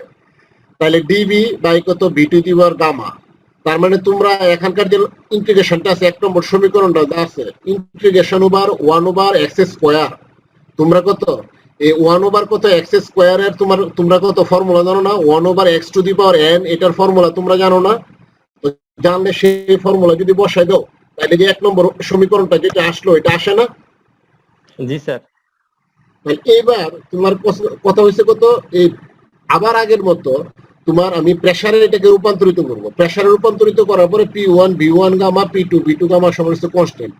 তার মানে v2 এর পরিবর্তে আমি কত একে এর পরিবর্তে যে মানগুলো আছে এই মানগুলো যদি বসায় দিই কাটাকাটি করি, তার মানে শেষ পর্যন্ত p2 v2 আর p1 v1 এর মধ্যে কত আমি সমীকরণটাকে কত ডেরিভেটিভ প্রসেসে যে পরিমাণ কাজ হলো সেটাকে আমি প্রকাশ করলাম। এখন আমি তাতেও খুশি না। p1 v1 p2 v2 যখন পাইলাম আমি আরো সিম্পল করতে চাই যে আমি শুধু ওই সিস্টেমের তাপমাত্রা মেপে আমি সম্পাদিত কাজের পরিমাণটা কত বের করতে যাই। যেহেতু রুদ্ধতাপীয় প্রক্রিয়ায় কোন রকম তাপের আদান প্রদান ঘটে না, সেহেতু এখানে পুরোটাই কত ইন্টারনাল এনার্জির চেঞ্জ হয়, এবং ইন্টারনাল এনার্জি চেঞ্জ তখনই হয় যখন তাপমাত্রার কত পরিবর্তন ঘটে। তাহলে p1 v1 এর পরিবর্তে কত এখানে RT1 আমি লিখতে পারি, আর p2 v2 এর পরিবর্তে কত R2T লিখতে পারি। তাহলে 2 নম্বর সমীকরণ থেকে আমি সহজেই কত 3 নম্বর সমীকরণটা আমি পাইলাম। ঠিক আছে, এখানে হিট ট্রান্সফার কমপ্লিটলি কত 0, কারণ সিস্টেমটা কত থার্মালি কত ইনসুলেটেড ছিল। এখানে যেহেতু তাপমাত্রার যেহেতু পরিবর্তন ঘটে, তাহলে 3 নম্বর সমীকরণ দিয়ে আমরা বলতে পারতেছি যে এখানে সম্পাদিত কাজ পুরোটা হইলো কত শুধুমাত্র ইন্টারনাল এনার্জির পরিবর্তনের। এবার আসো ইলাস্টিসিটিতে তোমরা কতগুলো কনস্ট্যান্ট আছে যেগুলো তোমার ইয়ের সাথে রিলেটেড। আবার আগের মতো ডিফারেন্সিয়েশন করে আমার যে ভিডিপি বাই ডিবি এটা হচ্ছে আমার ইলাস্টিক কনস্ট্যান্ট, যেটা সেই কনস্ট্যান্টটা আমার 1 এবং 2 নম্বর সমীকরণ দিয়ে যদি আমি কম্পেয়ার করি দেখা যাবে যে তোমার আইসোথার্মাল যে ইলাস্টিসিটি আছে সেটা হচ্ছে পি, আর এডিয়াবেটিক প্রসেসে যে ইলাস্টিসিটি আছে সেটা হচ্ছে গামা পি আগের মতো। তার মানে এই সিম্পল ক্যালকুলেশনটা এটাও খুব সুন্দর একটা শর্ট কোশ্চেন হইতে পারে, তাহলে এই ক্যালকুলেশনটা তোমরা দেখে রাখবা। এবার আসো আমরা রিভার্সিবল এবং ইরিভার্সিবল প্রসেসের আমরা সংজ্ঞা এতক্ষণ দিছি। আমাদের এখান থেকে কাজ হলো আমি রিভার্সিবল প্রসেস এবং ইরিভার্সিবল প্রসেসের ডিস্টিংগুইশ করতে বলছে, কিছু এক্সাম্পল দিতে বলছে। এখানে আমি যাব না, আমি যাব তোমার কার্নোট সাইকেল, একটা পিভি ডায়াগ্রাম দিয়া একটা কার্নোট সাইকেল যেটা আইডিয়াল গ্যাস দ্বারা কাজ সম্পাদিত হয়, তার একটা কার্নোট সাইকেলে অথবা একটা কার্নোট হিট ইঞ্জিনে, হিট ইঞ্জিন কি যেটাকে তাপ শক্তিকে কাজে রূপান্তরিত করে সেটাকে আমরা বলবো তাপীয় ইঞ্জিন।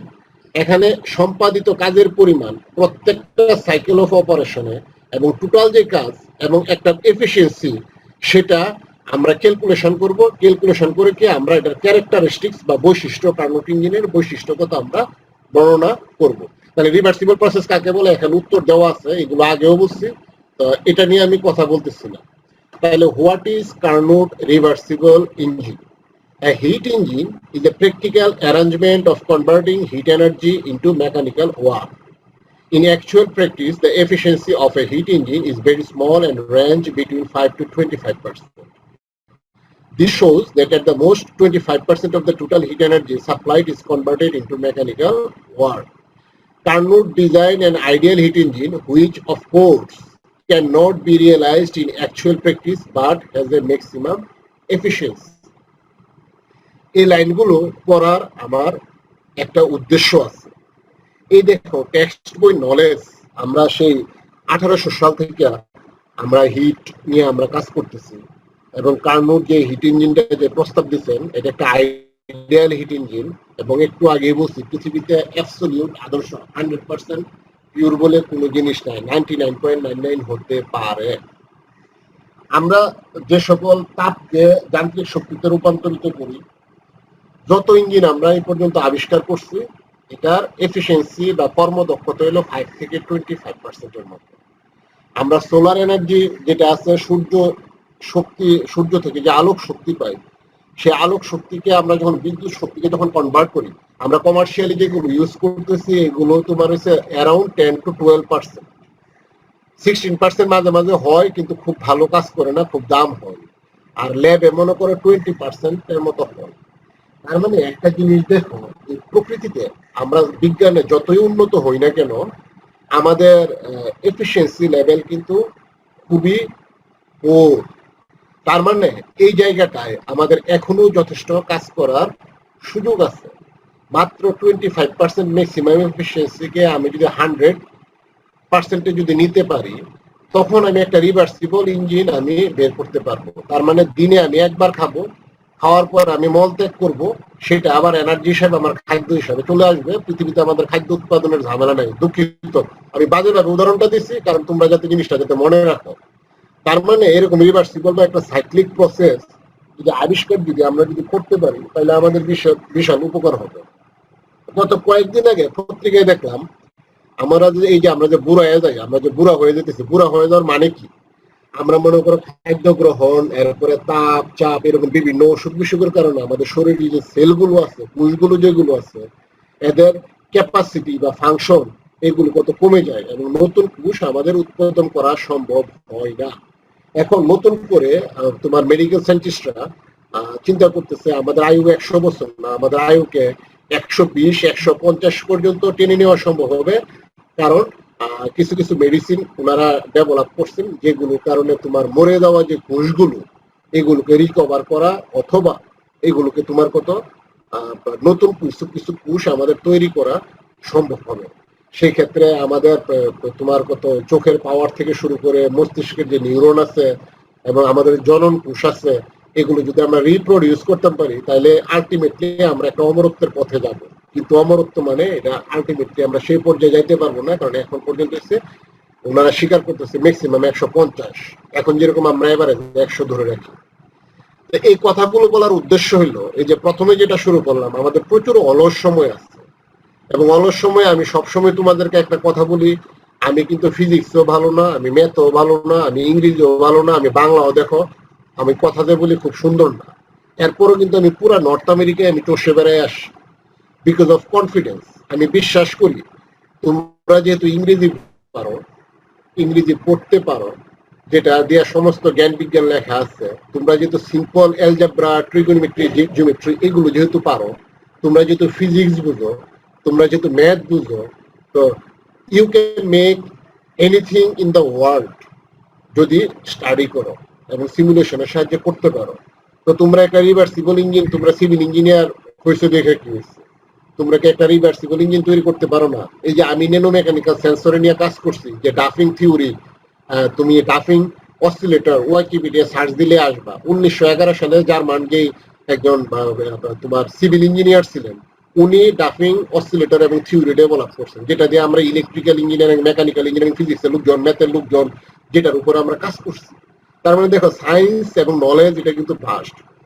এখানে তোমাদেরকে একটু আগে পারপেচুয়াল মেশিন তোমরা যদি বের করতে পারো, পারপেচুয়াল মেশিন বের করা মানে রিভার্সিবল ইঞ্জিন। এখানে কার্নোটের রিভার্সিবল ইঞ্জিন তোমরা যদি তৈরি করতে পারো, তোমরা আরেকটা নোবেল পুরস্কার পাবা এবং এটা পৃথিবীকে বিশাল আগায় নিয়ে যাবে। আমাদের মাটি থেকে আমাদের তেল তুলতে হবে না, গ্যাস তুলতে হবে না। তো এটা আরেকটা তোমার একটা ইন্টারেস্টিং বিষয়। অনেকগুলো কথা বললাম, তোমরা বিরক্ত হয়েছো না ইন্টারেস্ট হয়েছো আমি জানি না। আমার গান, কবির গান, সুন্দর স্যার, ভালো লাগছে। ভালো লাগছে কিনা আমি জানি না। ইন্টারেস্টেড তোমাদের সময় Sir, we are proud of you, sir. কাজী নজরুলের যৌবনের গান প্রবন্ধটা তোমাদের সময় ছিল? জি স্যার, হ্যাঁ যৌবন যার যুদ্ধে যাওয়ার সময় তার, এরকম না স্যার?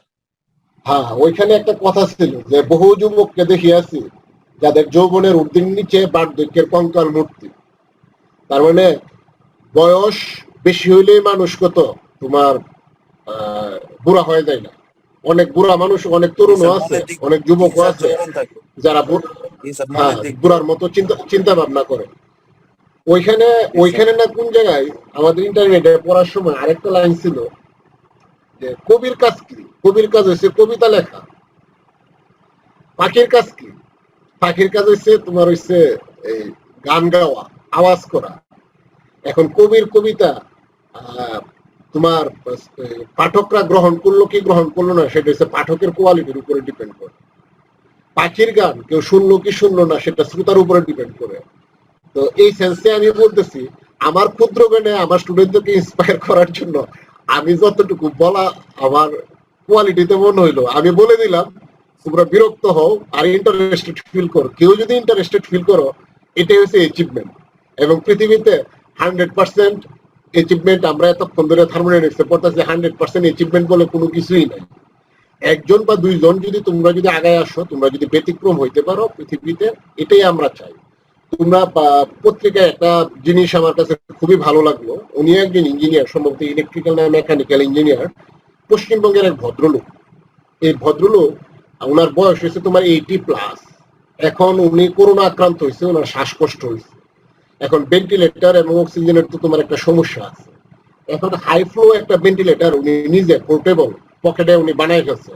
এটার জন্য উনি কি করছেন, একটা কোটা নিচ্ছে, কোটার মধ্যে কতগুলো বটন নিচ্ছে, একটা চার্জার ব্যাটারি নিচ্ছে, ব্যাটারি নিয়ে এখানে বাতাসটাকে তোমার একটা ইউভি একটা আলট্রাভায়োলেট একটা সোর্স নিচ্ছে, সোর্স নিয়ে যেটা বাতাসটাকে পিউরিফাই করে ওই মোটরটা যখন ঘুরে ওই টিউব দিয়ে তোমার কত একটা এই নলটা দিয়ে তোমার বাতাসটা কত তোমার মুখের মাস্কে যায়। মাস্কে গিয়া তোমার মনে করো এই লোকে নিজেরটা নিজে ব্যবহার করছে, প্যাটেন্ট করে মনে করো আশেপাশে কয়েকজনকে দিচ্ছে। জিনিসটা শুনতে খুব সোজা, কিন্তু প্রথমবারের মতো যে ডিভাইসিং করে তার জন্য কিন্তু একটা ক্রিয়েটিভ মাইন্ড থাকা দরকার এবং ক্রিয়েটিভ একটা নলেজ থাকা দরকার। তার মানে এমন না তোমার সবকিছু মুখস্থ থাকতে হবে। এবং আমি বিশ্বাস করি তোমাদের মধ্যে এমন কেউ আছে যে আমার চেয়ে ভালো ফিজিক্স বুঝো। তারে যদি কোনো টুকরা টাকরি কোনো জিনিস যদি দেয়, সে জোড়া তালি লাগায় একটা ডিভাইস ফেব্রিকেট করতে পারবা। তোমাদের 120 জনের মধ্যে এমন কেউ আছো যেটা তোমাদের স্যারদের চাইতে কিছু কিছু টপিকসে এবং কিছু কিছু কাজে ভালো। This is the beauty of the ইউনিভার্সিটিতে জ্ঞান চর্চা করতে হয়, জ্ঞানকে সৃজন করতে হয়। এখন আমরা অধিকাংশ আমরা মুখস্থ শক্তির উপরে ডিপেন্ড করি। আমাদের পরীক্ষার সিস্টেম, ইভালুয়েশন এবং আমাদের প্রশংসাটা এই অবস্থায় চলে আসে। হোয়াট এভার ইট ইজ, পরীক্ষার সিস্টেমে তো শেষ পর্যন্ত দাঁড়াবার জন্য আমাদের পরীক্ষায় ভালো করতে হবে। তো যারা সৃজনশীল, তাদের ক্রিয়েটিভ মানুষ, তারা তাদের ক্রিয়েটিভিটিকে নষ্ট করো না। এবার আসো কার্নোট ইঞ্জিনে কি আছে। কার্নোট ইঞ্জিনে এটা হলো একটা সিস্টেমটা হলো তোমার ইঞ্জেকশনের যে সিরিঞ্জটা আছে, সিরিঞ্জের ভিতরে একটা পারফেক্ট একটা আইডিয়াল গ্যাস আছে, হিলিয়াম হোক, নিয়ন হোক, আর্গন হোক, হোয়াট এভার ইট ইজ। এটা হচ্ছে একটা পিস্টন। এই পিস্টনের সাথে তোমার একটা পারফেক্ট ইনসুলেটর আছে, যে এখানে তাপ আসতেও দিবে না, আবার এখান থেকে তাপ বের হইতেও দিবে না। একটা সোর্স আছে উচ্চ তাপমাত্রায় T1, আর একটা আছে সিঙ্ক আছে T2। সোর্স এবং সিঙ্কের একটা বৈশিষ্ট্য আছে। বৈশিষ্ট্য হয়েছে সমুদ্র থেকে 1 ঘটি পানি যদি তুমি তুলে নাও, অথবা সমুদ্রে যদি 1 বালতি পানি যদি তুমি ঢালো, সমুদ্র পৃষ্ঠের উচ্চতা কিছু আসে যায় না, কারণ এটার পরিমাণটা, জলরাশির পরিমাণটা এতই বিশাল। ঠিক একইভাবে সোর্স এত বেশি উচ্চ তাপমাত্রায় আছে, এখান থেকে তুমি যদি কয়েকশো ডিগ্রি তাপমাত্রা যদি নিয়ে নাও, চুরি করো, কাজ করো, সূর্যের আলোর মতো আর কি, তার মানে তার তাপমাত্রার কোনো পরিবর্তন ঘটে না, এটা কনস্ট্যান্টই থাকে। আবার সিঙ্ক T2 এত ঠান্ডা,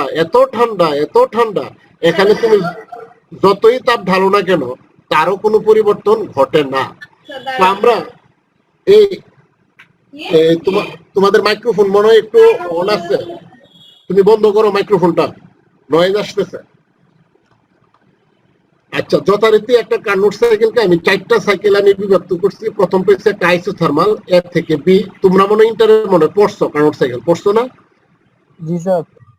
জি পড়ছো। স্যার। আরেকটা হলো বি থেকে সি, এটা হচ্ছে এডিয়াবেটিক। সি থেকে ডি, এটা হচ্ছে আবার আরেকটা আইসোথার্মাল, আরেকটা এডিয়াবেটিক।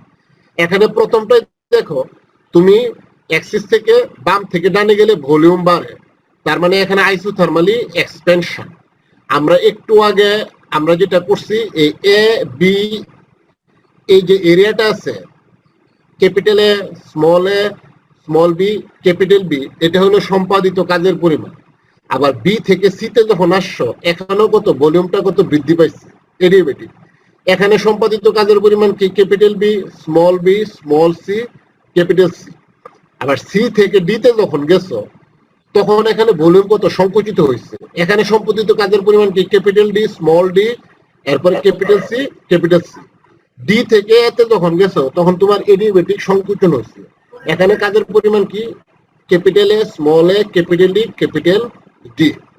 তার মানে এই সবগুলো এরিয়া যদি বিয়োগ দাও, ফাইনালি থাকলো কত? তোমার এ বি সি ডি, এই ভিতরের যে এরিয়াটা, এই এরিয়াটা হলো আমাদের কত? সম্পাদিত কাজের পরিমাণ, যেটাকে আমরা ম্যাথমেটিক্যালি কত ডিরাইভ করার চেষ্টা করব। তাইলে একটা কোল্ড বডি সিঙ্ক এবং তোমার সোর্সের যে বৈশিষ্ট্য সেটা বলে দিলাম। আর প্রত্যেকটা প্রসেস হলো কোয়াসিস্টেটিক। তাহলে কোয়াসিস্টেটিক প্রসেস মানে এখানে যেহেতু আইসোথার্মাল প্রসেস, যেহেতু টেম্পারেচারের কোনো পরিবর্তন নাই, তাহলে এখানে অন্তস্থ শক্তির কোনো পরিবর্তন নাই। তাহলে ডিউ সমান সমান হবে শূন্য। তার মানে যে পরিমাণ তাপ গ্রহণ করলা সেটা তোমার কত কাজে পরিণত হলো? ডিডব্লিউ। তার মানে এখানে ডিডব্লিউর মানটা কত? ই ডিভি। আচ্ছা, তাহলে একটু আগে আমরা যেভাবে করে আসি, কিউ ওয়ানটা হবে কত আইসোথার্মালে এ থেকে বিতে গেলে, তার মানে এ থেকে বিতে গেলে আমার এটা রেজাল্ট হবে কত? এ টু বি পিডিভি এরিয়া। এবার আবার আগের মতো আমি 1 নম্বর ইকুয়েশনটা কত ডিরাইভ করলাম, এটা আগে দেখাই আসছি। এডিয়াবেটিক এক্সপেনশনে তোমার ডি কিউর পরিমাণটা হয়েছে কত? শূন্য। ডি কিউর পরিমাণ যদি শূন্য হয়, তাহলে সম্পাদিত কাজ কেবলমাত্র হবে কি? তোমার অন্তস্থ শক্তি পরিবর্তনের মাধ্যমে, যে কারণে এখানে নেগেটিভ সাইন আছে। এবং যথারীতি এই যে ইন্টিগ্রেশন গুলো আগেই দেখে আসছি, তুমি এখানে 2 নম্বর সমীকরণটা পাইলে। আইসোথার্মাল কম্প্রেশন যখন হবে, তার মানে সংকুচিত হইলো, আয়তন কত কমতেছে, এখানে একটা নেগেটিভ সাইন থাকবে। নেগেটিভ সাইন তাহলে যথারীতি কত? বিসি বাই কত? বিডি পাইবা। এডিয়াবেটিক কম্প্রেশনের ক্ষেত্রে আবার আগের মতো এখানে একটা মাইনাস সিম্বল থাকবে। সিম্বল থাকলে তুমি এই 5 নম্বর সমীকরণটা পাইলা। সমীকরণটা পাওয়ার পরে এখানকার তোমার এই সমাধানগুলো করে তুমি শেষ পর্যন্ত কি করবা? এই আচ্ছা, 5 নম্বর সমীকরণ তো পাইলা। এবার দেখো, বি থেকে সি এ তোমার হচ্ছে কত? Adiabatic relation. এ থেকে ডি তে তোমার এডিয়াবেটিক রিলেশন। এ থেকে বি তে আইসোথার্মাল রিলেশন। আর তোমার কত? সি থেকে ডি তে আবার আইসোথার্মাল রিলেশন। এখন 6 7 8 9 চারটা সমীকরণ আছে। এবার আমাদের 5 গুণন 8 হয়েছে কত? 40। আবার আমি লিখলাম তোমার কত? 5 গুণন 8 গুণন হয়েছে কত? আঁকলাম আমি 2 গুণন 2, তার মানে হলো কত? 4।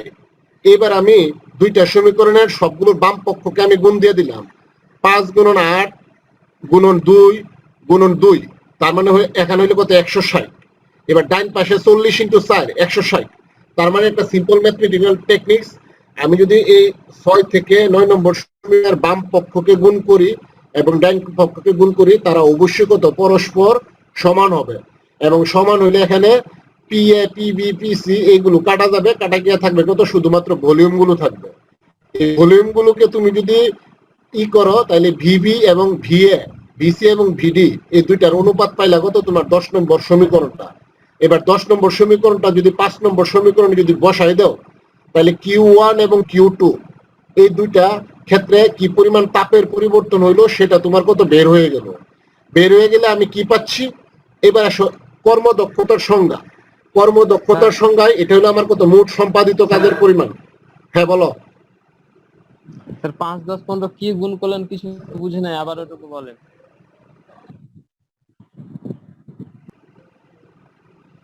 আচ্ছা, তার মানে আমি এখানে প্রথমে হচ্ছে একটু যাই, এখানে আমি একটা লাইন মনে মিস করছি। এই যে এ বি প্রসেসে তোমার কত Q1 পরিমাণ তাপ কত গ্রহণ করছো, আর এখানে যখন আসছো Q2 পরিমাণ তাপ কত তুমি ছেড়ে দিচ্ছ। এখানে এডি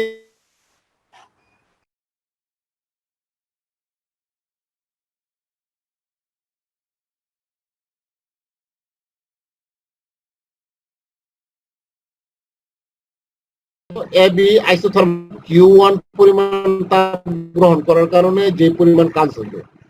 2 নম্বর সমীকরণটা হইলো তোমার এডিয়াবেটিক প্রসেসে যে পরিমাণ কাজ সম্পাদিত হইল। 3 নম্বর সমীকরণটা হইলো Q2 পরিমাণ তাপ রিজেক্ট করে তুমি যে পরিমাণ কাজ করলা।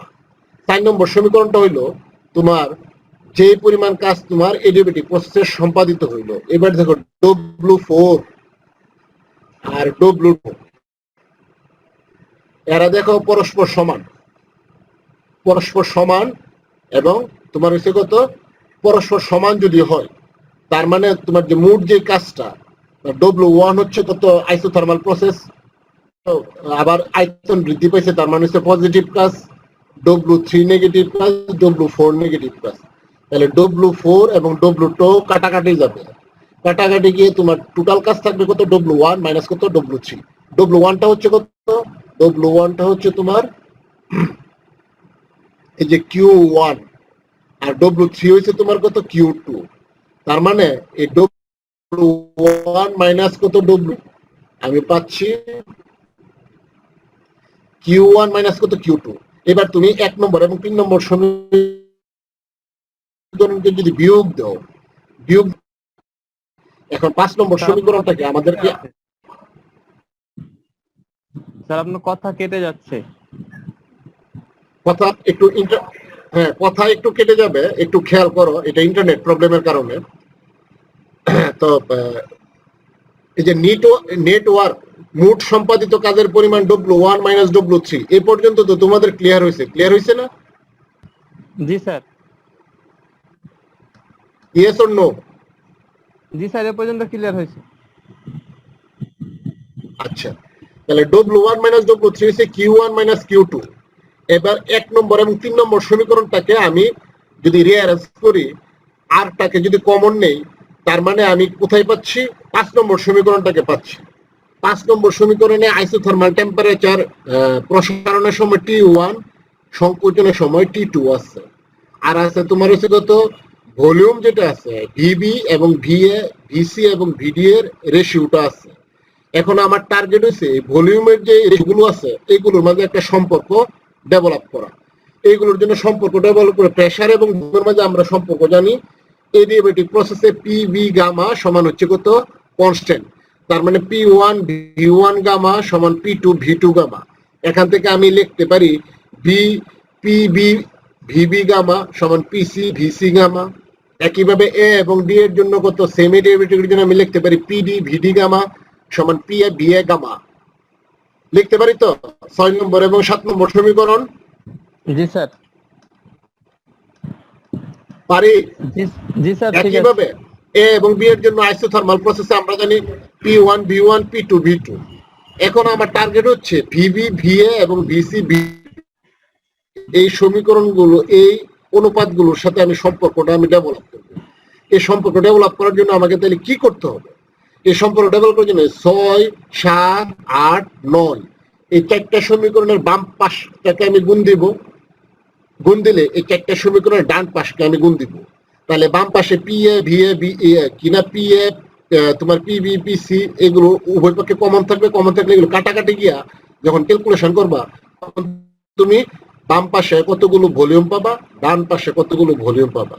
এইগুলো যখন রিঅ্যারেঞ্জ করবা, রিঅ্যারেঞ্জ করলে VB ডিভাইডেড বাই VA সমান পাবা কত VC ডিভাইডেড বাই কত BD। এইবার তুমি যদি বসায় দাও, এখানে যদি এই সমীকরণটাকে যদি বসায় দাও, এই যে এই একই জিনিস যদি তুমি যদি বসায় দাও A এবং B এর মাধ্যমে যদি প্রকাশ করো, তাহলে আর এর পাশাপাশি তুমি এই যে লগারিদম VB মাইনাস VA এটাকে তুমি কত কমন নিতে পারো। তার মানে শেষ পর্যন্ত সম্পাদিত কাজের পরিমাণটা কত তোমার gas constant into log of কত আইসোথার্মাল প্রসেসে A থেকে তোমার B তে যাইতে ভলিউমের যে পরিবর্তন হইল, মানে B বিন্দুতে যে ভলিউম এবং VA তে যে ভলিউম এই দুইটা রেশিও, আর হলো কত শুধুমাত্র কত তাপমাত্রার পরিবর্তন দ্বারা আমরা প্রকাশ করতে পারি। এখন প্রশ্ন হইল তোমার এফিসিয়েন্সির সংজ্ঞা কি? কর্মদক্ষতার সংজ্ঞা হইল আমরা কোনো একটা তোমাকে 100 টাকা দিলাম, 100 টাকা দেওয়ার পরে তুমি যদি 100 টাকা দিয়ে যদি সম্পাদিত কাজ করতে পারো অথবা 100 টাকার যদি কাজ যদি করে দাও, তাহলে তোমার কর্মদক্ষতা হইলো ইনপুট আউটপুট ডিভাইডেড বাই কত ইনপুট, 100/100 1 বা 100%। এখন আমি তোমাকে 100 টাকা দিলাম, তুমি টাকা বাজার করতে পারো নাই, তুমি 80 টাকার বাজার করছো, এটা বাস্তবিক ভাবে নিও না, আমি তোমার বলছি 100 টাকা একদম পারফেক্ট 100 টাকার মধ্যে তোমাকে বাজার করতে হবে ন্যায্য মূল্যে, তুমি পারো নাই, মিলাইতে পারো নাই, তার মানে তোমার এফিসিয়েন্সি হবে তোমার আউটপুট হচ্ছে কত 80, ইনপুট হচ্ছে কত 100। খুব বাজে উদাহরণ হয়ে গেছে, অন্য কোনো উদাহরণ দেওয়া দরকার ছিল। তার মানে এখানে তোমার এফিসিয়েন্সিটা হইতেছে কত 80%। তার মানে এই যে সমীকরণটা Q1 - Q2 এটা তোমাকে দিচ্ছে যে পরিমাণ কাজ করছো, যে পরিমাণ আউটপুট হচ্ছে, তার মানে আউটপুট ডিভাইডেড বাই কত ইনপুট, তার মানে আউটপুটটা কত amount of heat converted into work, আর ইনপুটটা কত total amount of heat absorb, যে পরিমাণ টোটাল হিট তুমি দিচ্ছ কাজ করার জন্য সেটা। তাহলে Q1 - Q2 divided by Q1 হচ্ছে তোমার কত এফিসিয়েন্সি। তাহলে এফিসিয়েন্সি Q1 - Q2 আমরা উপরের সমীকরণটাই কত আমরা প্রমাণ করছি, আর 1 নম্বর সমীকরণ যেটা সেটা হচ্ছে আমার কত Q1 এর মান, এই Q1 এর মান হচ্ছে আমার কত, এই যে 1 নম্বর সমীকরণটা। তাহলে এটা যদি আমি যদি বসায় যদি দেই, তাহলে শেষ পর্যন্ত দেখো তো আর আর কাটা লগ ভিবি কাটা, তুমি কার্নোট সাইকেলের এফিসিয়েন্সি পরিমাপ করতেছো শুধুমাত্র তাপমাত্রার পরিবর্তন দ্বারা। তার মানে এ থেকে বি বিন্দুতে গেলে যে পরিমাণ তাপমাত্রার পরিবর্তন হইল এবং এ বিন্দু বা সোর্সের যে তাপমাত্রা, সেই তাপমাত্রাটা হইলো তোমার হচ্ছে কার্নোট সাইকেলের এফিসিয়েন্সি। এইবার T1 যদি তুমি যদি ভাগ দাও, তাহলে আমার আসতেছে কত 1 - T2 বাই কত T1। এটা হচ্ছে আমার এফিসিয়েন্সির ডেফিনেশন। এখান থেকে আমি কি পাচ্ছি, এখান থেকে কি কি ক্যারেক্টারিস্টিক্স আমি পাচ্ছি 2 নম্বর সমীকরণটা থেকে, এফিসিয়েন্সির 2 নম্বর অংশ থেকে। এখান থেকে দেখো তো কার্নোট সাইকেলের এফিসিয়েন্সি শুধুমাত্র তোমার হিট সোর্স এবং হিট সিঙ্কের তাপমাত্রার উপরে নির্ভর করে। হিট সিঙ্ক হইলো তোমার কত T2 যেটা তাপ গ্রহণ করে, আর হিট সোর্স হইলো কত T1। কথাটা সত্য না? আমরা ম্যাথমেটিক্যালি এটা আমরা প্রমাণ করছি না? জি স্যার। আচ্ছা, এরপরে এখানে এই যে একটা কার্নোট রিভার্সিবল ইঞ্জিন কি পরিমাণ কাজ করবে, সেটা তুমি আইডিয়াল গ্যাস নিয়ে কাজ করতেছো না তোমার এই যে পেমসওয়ার্টের যে বাষ্পীয় ইঞ্জিন রেলগাড়ি চালানোর জন্য বাষ্প নিয়ে কাজ করতেছো, ইট ডাজ নট ম্যাটার। এখানে ওয়ার্কিং সাবস্টেন্সের কোনো ঘনত্ব, কোনো ভর, কোনো ওজন বা কোনো ভলিউম টলিউম কোনো কিছু আছে নাই। সুতরাং আমরা বলতে পারি the efficiency is independent of the nature of the working substance.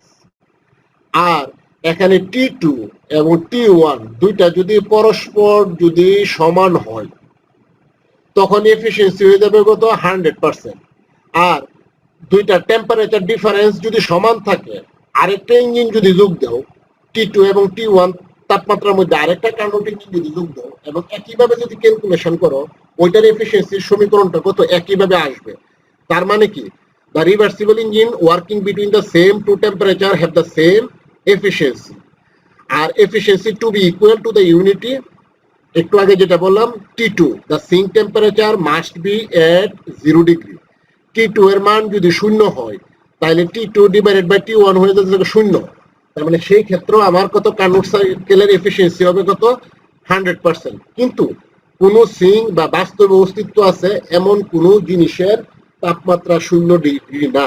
এমনকি আমাদের যে মহাবিশ্ব আছে, মহাবিশ্বের যে টেম্পারেচার ফ্লাকচুয়েশন যেটা আছে, এটাও 5 কেলভিনের মতো। তার মানে অ্যাবসলিউট জিরো টেম্পারেচার বলতে পৃথিবীতে আসলে কোনো কিছু নাই।